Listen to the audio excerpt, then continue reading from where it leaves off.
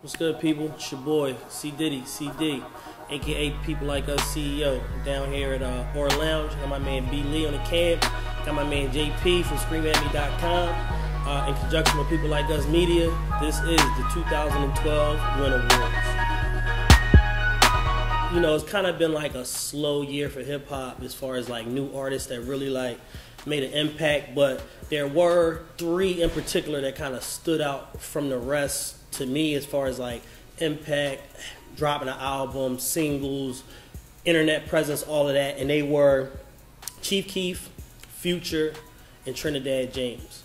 And these three kind of couldn't be more different parts of the map. Future and Trinidad from the same city, but very different artists as far as like, you know, their topics, song structure, all of that. And I just think they all three kind of gave something dope to hip hop this year from a street perspective. Something like what Trinidad James did with All Gold that was just like so hood and ratchet, like you kind of like felt bad about enjoying it, but everybody still got that pop the molly, I'm sweating moment. Pop the molly, I'm sweating. Pop the molly, I'm sweating. You know, Future, as my man Scrap said, has by far the most get a bitch out the club songs out of everybody. So they all got their individual lanes, and I think they all gonna really kind of do more in 2013. But for 2012, I gotta give it to, and I know he came on late, but Trinidad James. Just looking at what he was able to do with one record and the way that, you know, even down to the pick the music, the way he structured the song, and just kind of following the phenomenon that is him and knowing like where this whole thing started from, of him rapping 10, 11 months ago and really starting to take it serious and breaking away from who he was doing it with to saying, you know what, I'm gonna lock in, I'm gonna try to figure this thing out myself, coming up with a unique rhyme pattern, and just being so swagged out on not just on All Gold, but throughout his mixtape, to a point where it's almost like he's not rhyming, but you still feel where he's coming from and what point he's getting across. That's just like super dope to me and just super confident. And it's starting to kind of snowball to the point where it's not just about All Gold anymore. He's got One More Molly. He's got the other record from the mixtape, My Main Chick Not Feeling Me No More. He's on Wale's mixtape. He's on Mike Will's mixtape. So it's like starting to be like he's establishing himself as a credible artist outside of this one record. But let's not forget the impact of what this one song did do for him, which was he's super duper famous. Like he's, you know, toured with Ross now, doing some spot dates. He's sold out shows in New York now. He did Madison Square with Trey Songz.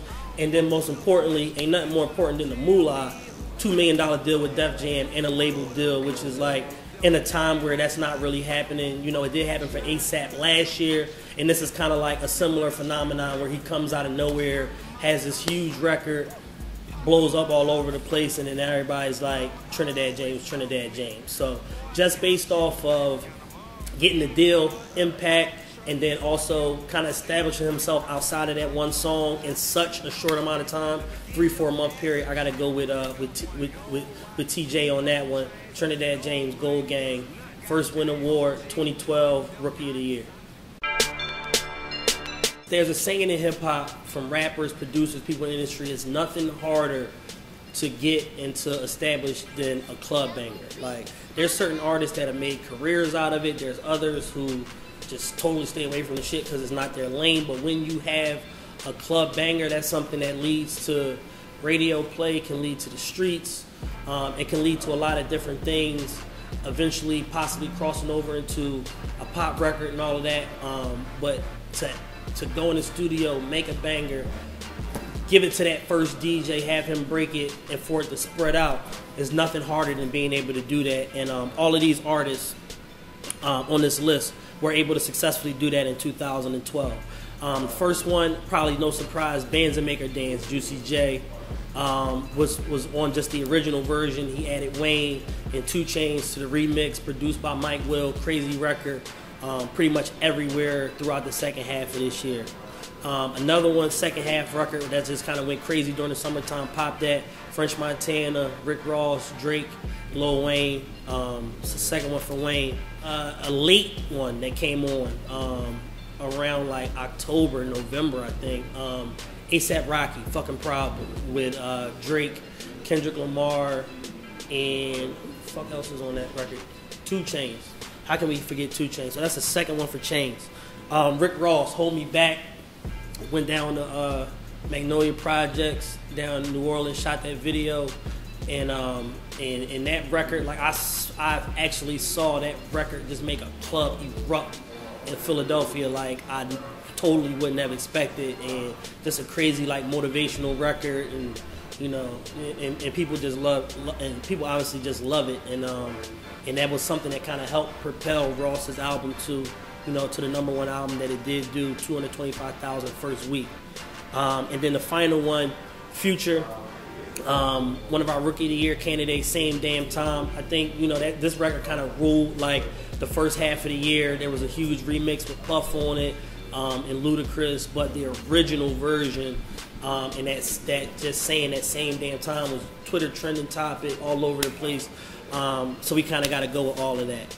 A couple of them are very different, but kind of still get you the same result of that club going crazy. But 2 by far stood out to me in terms of like actual impact. That being Bands and Pop That. And to me, they're kind of interchangeable, but because of that reason, you can't say one without saying the other than me. So I'm going to take a cop out on this one. I'm going to call it a tie, because typically when you hear these records in the club, it's one before the other, or, you know, in some sort of reverse order, blended in. You got some of the same artists on the 2 records, and Common Artist and Wayne. One is like a more super up-tempo, one is more laid back, but has that bass and that trap feel, and, you know, in Bands that you just kind of can't escape. And for anybody that's been to a strip club, north, south, east, west, wherever, when either one of these records come on, these strippers lose their minds either way. And it's like the same thing in the regular club with people not taking their clothes off. And I've been saying all year, like, you know, if Michelle Obama here Pop That, it's a wrap. Like, she gonna lose her mind. So I mean, and it's the same kind of, you know, kind of feeling for Bands, but it's just like, you know, they're kind of like cousins to me. Kind of like cousins to me, and one is like, you know, more like wild and crazy and just outbeat with it, and one's a little more laid back, but they still both get it popping and get it ratchet. So, second Win Award, Banger of the Year, we're gonna go with a tie. Bands That Make Her Dance, Pop That. Shout out French Montana, shout out Juicy J, and all the artists they collaborated with on those records.